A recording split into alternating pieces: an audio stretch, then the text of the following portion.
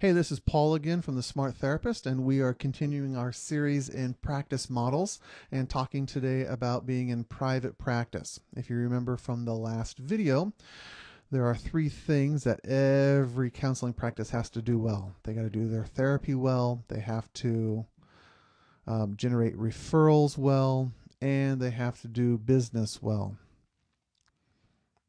Now, when you're in private practice, you get the most control over all three of these things. That's probably the number one benefit of being in private practice is you get to be in control of all of these areas. You get to decide who you want to work with, how you want to work with them. You get to decide what kind of therapeutic work you want to do. You get to decide where your office is going to be and what it looks like and all those things.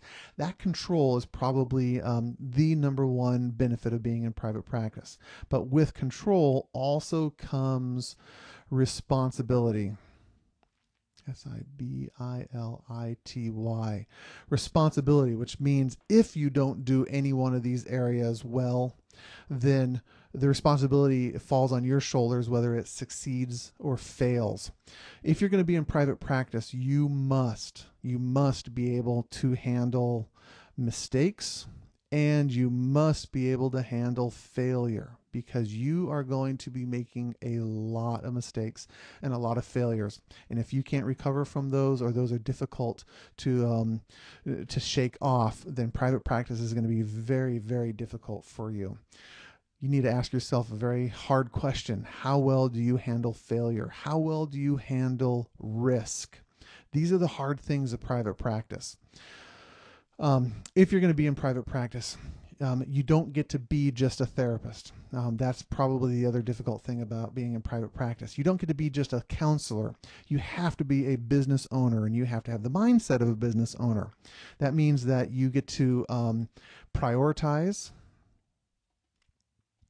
and have a healthy balance between the things that need to be done.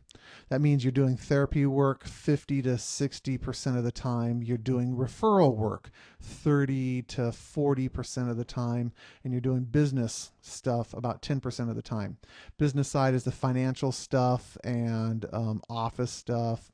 Once you get that things in place, it doesn't take a lot of daily maintenance to keep those things running smoothly, so it's only about 10%.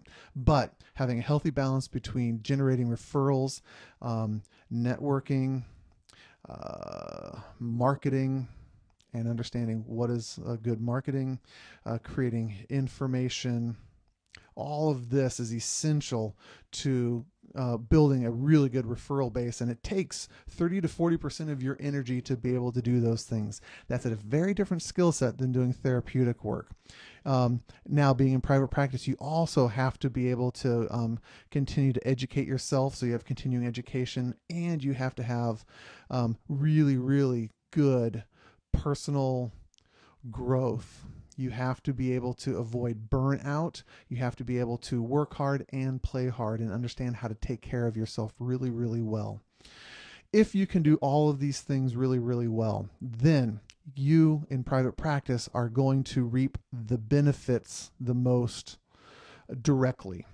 Being in private practice means the more successful you are, the more successful you are. Not a clinic, not a cooperative, but you personally. If you can handle the responsibility, and you can have a good sense of balance right here, because mistakes and failures don't rock your world, and you are very comfortable with taking risk. If you can do all those things really, really well, then private practice is going to be a really good model for you.